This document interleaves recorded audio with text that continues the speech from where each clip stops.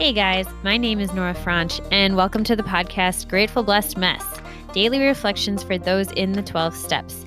I am a fellow 12-stepper and certified mindset coach, and I am here to introduce you to the value of mindset coaching in your 12-step journey.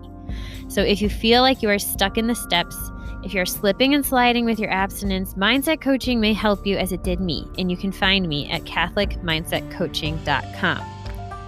These episodes are meant to invite you in to consider the truths of 12-step wisdom and to join in the very real struggle of living them in action. I hope that it feels almost like a mini meeting, and I invite you to contribute your own share on the Grateful Blessed Mess Facebook group to keep the discussion going. My comments are based on my own experience, so feel free to take what you like and leave the rest. But my hope is to encourage you on your own daily 12-step journey.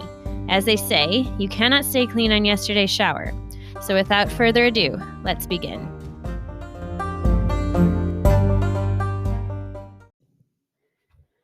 Hey guys, I just wanted to mention before I forget, because I haven't done this yet, but if you like this podcast, please share it.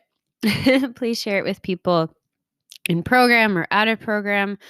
I think that there's a lot for people in it, no matter where they are in life or in the steps or not in the steps. I know some people have shared that they are not 12-steppers, but that they are getting a lot out of the reflections anyway. So I just wanted to encourage you to do that. Text it to a friend, share it. Spread the word. Okay, here we go. We are reading from Overeaters Anonymous, Daily Reader, Voices of Recovery, page 207. We have what we need at any time we are willing to let go of self-will and humbly ask for help. That is from the OA 12 and 12, page 27. This seems to be the key to the program and to life, being able to let go of self-will and to reach out to a power greater than myself for help.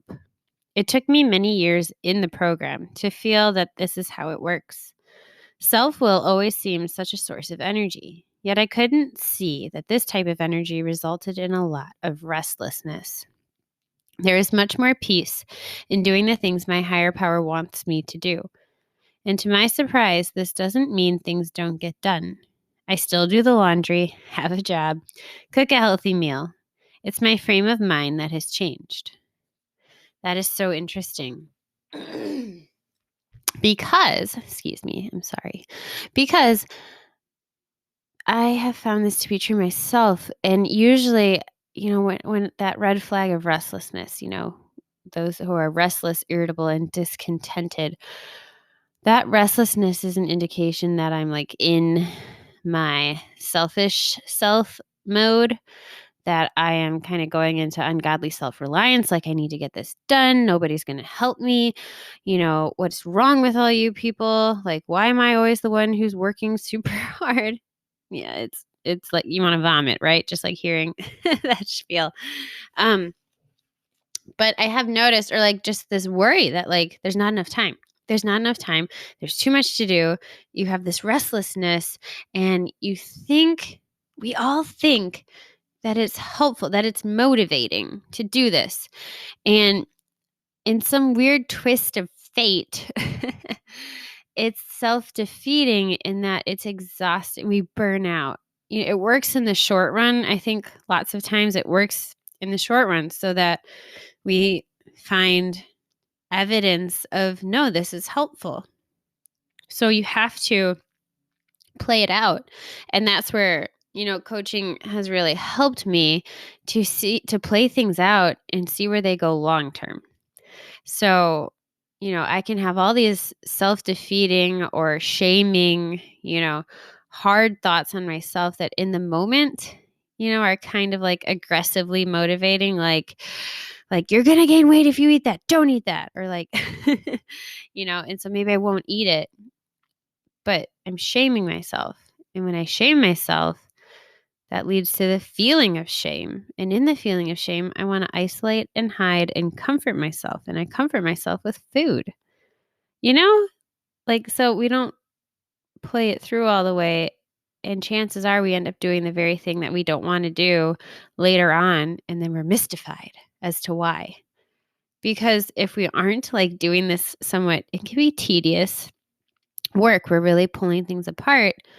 our interior selves, the workings, our motives, they're mystifying to us. And then, we become a very baffled lot, as they say in the big book. And it's true, because there are so many layers and ways that like our minds work, that when things come out sideways, it takes a little while to follow that trail back to the source. And so if that is your experience, you are not alone. Don't be concerned. That means you're a human being and there's a place for you. So reach out at CatholicMindsetCoaching.com or keep listening to these episodes. Join the Facebook group and you'll see and meet other people who are struggling with what you're struggling with, and you'll find out you're not alone. And that is a very lovely place to be. With that, I pass.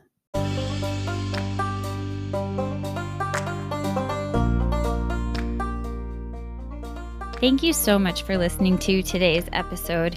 If you feel that mindset coaching could help you on your 12-step journey, please feel free to reach out and find me at CatholicMindsetCoaching.com. But more than that, it's important to me to give listeners like yourself a place where you do not need to feel alone on your 12-step journey. And for that reason, I've created a Facebook group. It's called Grateful Blessed Mess.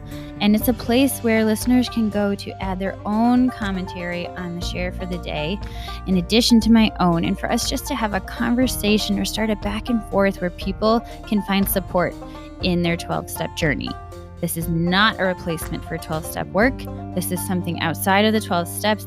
It is simply something that has a heart for the 12 steps and those who are in it. And so, welcome. If you are here, chances are you may also be a bit of a mess. And I hope that you can learn to find some gratitude in the blessings that have come from your messes.